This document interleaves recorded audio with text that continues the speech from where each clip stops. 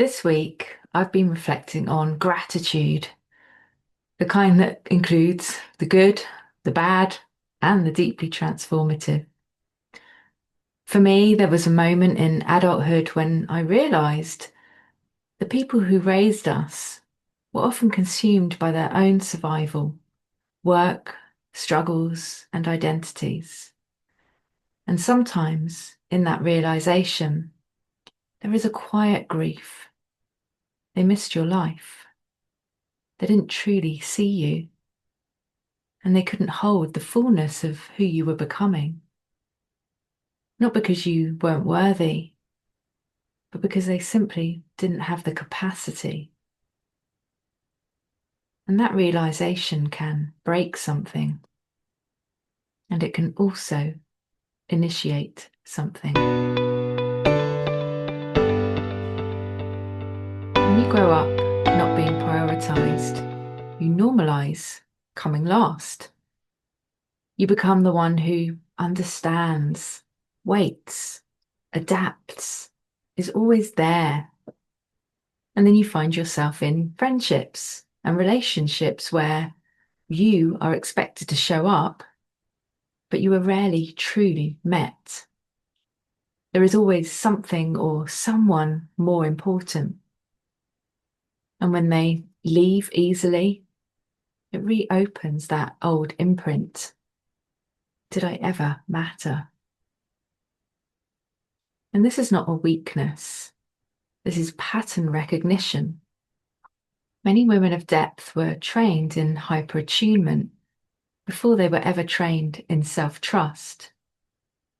Healing from narcissistic dynamics, especially when you only recognize them later in life, carries a particular kind of grief. The grief of never feeling fully heard, never being deeply mirrored, never feeling safe in the body.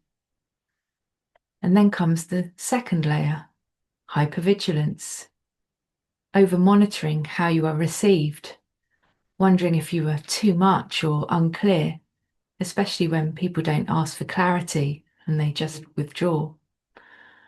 Add to that, stepping away from financial entanglement or control, learning to earn on your own, facing competence wounds. It's humbling, it's destabilizing, but it's also strengthening. And at some point, that grief turns into something cleaner. I am no longer available for siphoning. Here's what I've been observing.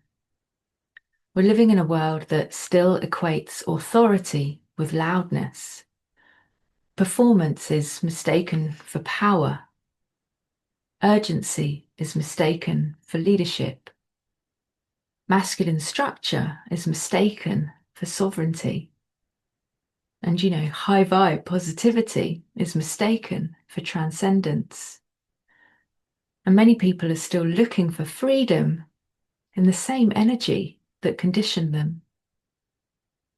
I followed the light for years. Affirmations, staying positive, rising above. And yet I wondered why the pain was still there. Because light without integration does not liberate, it bypasses. We do not float into sovereignty. We walk through fire to reach it. And so there is a different kind of leadership emerging now. It is not loud or reactive, and it's not fighting the system. It's not recruiting others through fear either. It feels like safety, clarity, invitation. No urgency, no pressure. It does not need to force, chase, or convince. It simply stands. And if you're regulated enough, you will feel it. This era is not about overpowering the masculine. It is about restoring the feminine essence, unwavering clarity delivered with softness.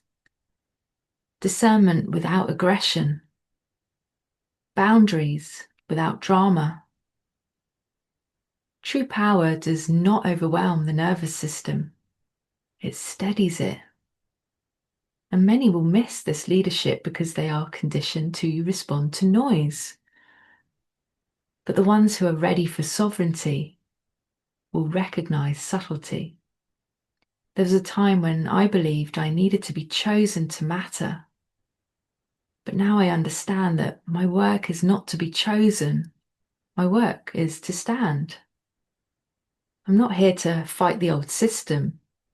I'm here to exit with grace and guide others to do the same. Not through noise, but through embodiment.